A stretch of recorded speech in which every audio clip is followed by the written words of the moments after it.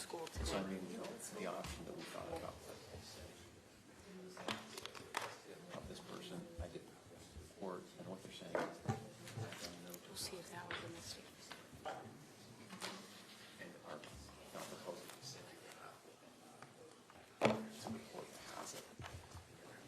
Just a database of the people search stuff, right? It's not an interview or Right. If you want, I'll identify one of them and send you. You can look at it and say, Okay. do we care?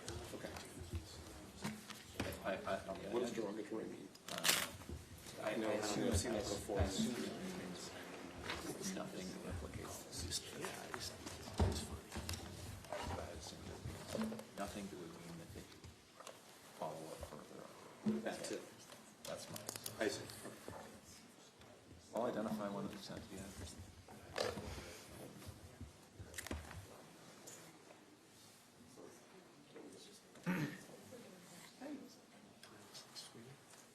You'll remember One day.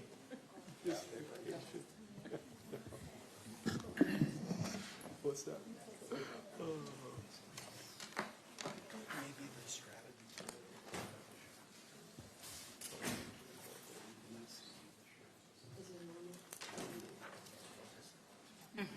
Sure. I don't want to start talking about this.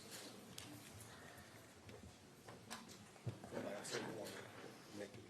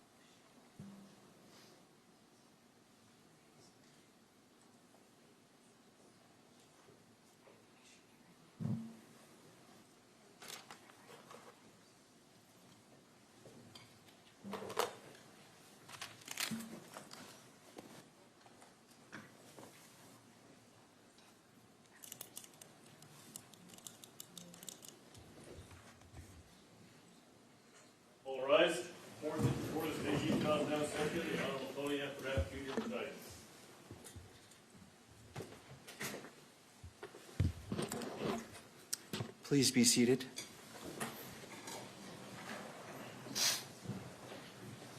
Court is now in session.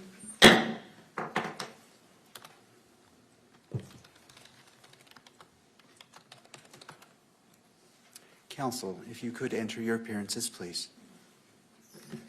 Your Honor, Christopher Ballard, Ryan McBride, Chad Grunander, and Lauren Hunt on behalf of the state.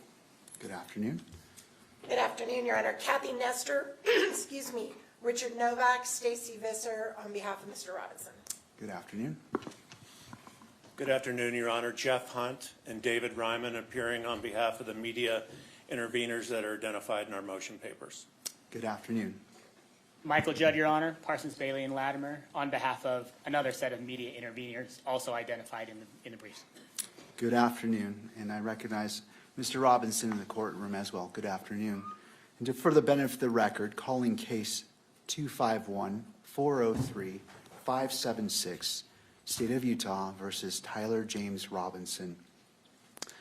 Counsel, as we're moving forward today, I want to give an overview of what we anticipate doing.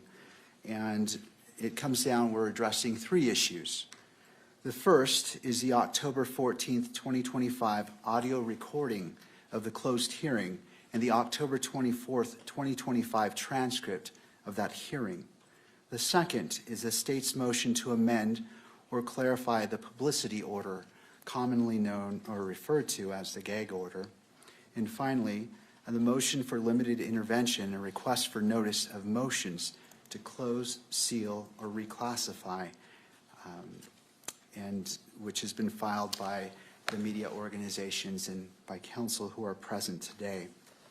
So as we begin, the first part is we'll begin by addressing the October 14th audio recording and the October 24th transcript. This portion of the hearing will be closed so that I may hear from the parties regarding which portions of the recording the record should remain sealed. All members of the public and the press will be excused, and the hearing will not be broadcast. This is because I need to hear what should or should not be sealed or protected, and it would not benefit to have everyone listen to what should be sealed. And so after I've heard argument, we will invite all parties, or the public and the media, to come back in, and the hearing will resume transmission. We will then take up the motion for limited intervention, followed by the state's motion to amend or clarify the publicity order. These portions, the last two portions, will be open to the public and to the press. After hearing argument on all three matters, I will take a brief recess and then return to issue my ruling today. We will then stand in recess. So at this point, we'll go ahead and excuse the public and the media, and it is the court's order that transmission be terminated temporarily. Your Honor, we have one request with respect to the closed hearing. May I be heard on that? Yes, counsel. Thank you. Richard Novak for Mr. Robinson. Mr. Robinson has some immediate family members who are present, his father, his mother, and his brother, and we would ask the court to permit them to remain in the courtroom during the closed portion of the hearing. To the state. My only concern with that, Your Honor, is that we're going to be talking about court security measures. And I don't know that we'll have to go into a lot of detail about that, but I do have concerns about those issues being discussed in public.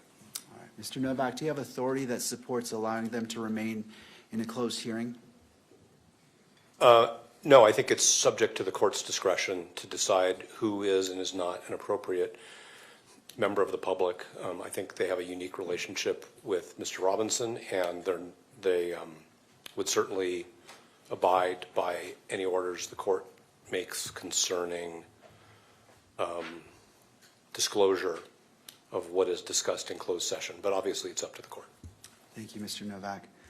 I'm going to rule that they will be excluded as well. It is just given the nature and the sensitivity of it, I believe it is appropriate to treat all parties in the public equally, though I do recognize their relationship with Mr. Robinson. Thank you for your request. All right, we will go into the closed session. Thank you.